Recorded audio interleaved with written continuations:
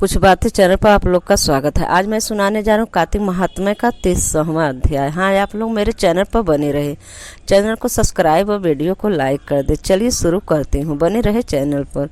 धर्मदत्त बोला, जय और विजय को मैंने विष्णु द्वारपाल सुना था।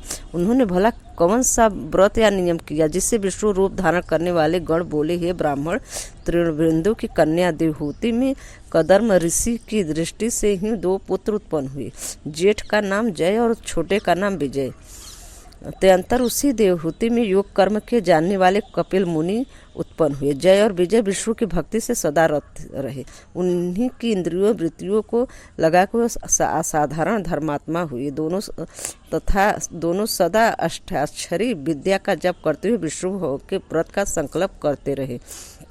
विष्णु भगवान सदा पूजन के अवसर पर उनको साक्षात दर्शन दिया करते थे। एक बार वे दोनों मुहूर्त नाम राजा के यज्ञ को बुलाए गए। तब यज्ञ कर्म कराने में चतुर देवता ऋषियों के माने वे दोनों वहां गए। उस यज्ञ में जय ब्रह्मा और विजय याजक हुई और उस यज्ञ के संपूर्ण किया। यज्ञ के अंत तक स्नान करके मरुत ने उन दोनों को बहुत सा धन दिया और दोनों धन ले अपने आश्रम को गए। पृथक पृथक विष्णु के पूजन और भगवत प्रसन्नता के लिए धन को बांटने में परस्पर अस्पर्धा हो गई। जय ने कहा, इस धन का समान विभाग होना चाहिए। विजय ने कहा, यह न होगा, जो जिसने पाया वह उसका है। तब जय ने मन में क्षुब्ध होकर क्रोध से विजय को साथ दिया, तू पाए हुए धन को नहीं देता है, जय देता है, इसलिए तू ग्राह हो जाए। विजय ने उसका साफ सुनकर जय से कहा, मद से भ्रांत होकर तूने मुझे साफ दिया है, इससे तू भी मातांग अर्थात हाथी हो जा। तब दोनों ने नित्य ही के पूजन से भगवान ने उस वृतांत को कहा और उन्हीं से साप के निर्वृत्त वह वर मांगा। जय और विजय बोले, आपके भक्त हम दोनों कैसे ग्राह और मातंग की योनि में जाएंगे? हे कृपा सिंधु, हम दोनों को साप निर्वृत्त कर दीजिए। श्री भगवान बोले, मेरे भक्तों का वचन दिया झूठ नहीं कभी होता और मैं कदापि अन्यथा करने की समर्थ नहीं हूँ।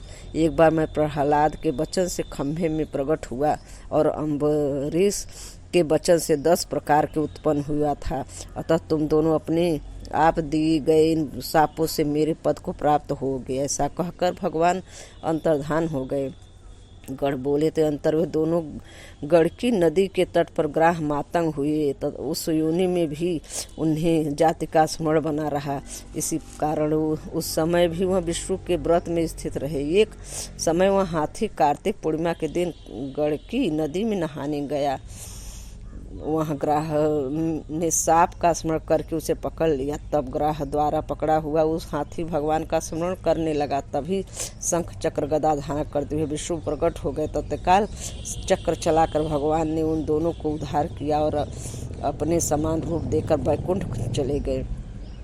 तब वह स्थान हरि क्षेत्र नाम से प्रसिद्ध हुआ। उसके चक्र के स्पर्श से पाषाण भी चिन्हयुक्त हो गए। लोक में वे दोनों जय और विजय नाम से विख्यात हुए। हे ब्राह्मण, जिनके विषय में तुमने पूछा वह दोनों सदा हरि के प्यारे द्वारपाल हैं।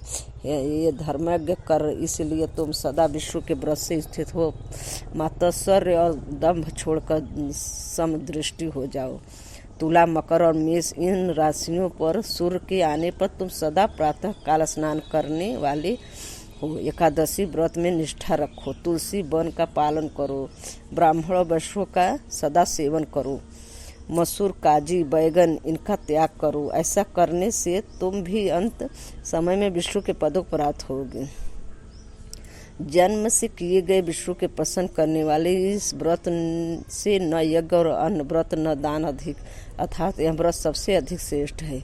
हे ब्राह्मण श्रेष्ठ, तुम धन्य हो, क्योंकि तुमने भगवान को प्रसन्न करने वाले यह व्रत किया, जिसके आधे भाग के फल को पाने वाला कलहा हमारे द्वारा विष्णु को 16 कथा को प्राप्त हुआ।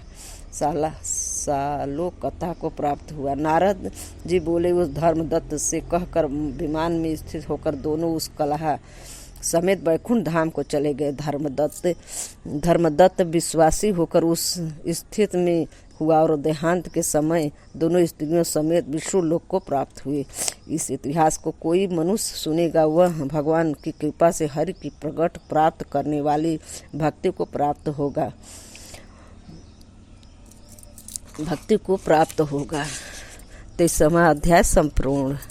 हर हर ओम नमो भगवते वासुदेवाय। हर हर महादेव। धन्यवाद।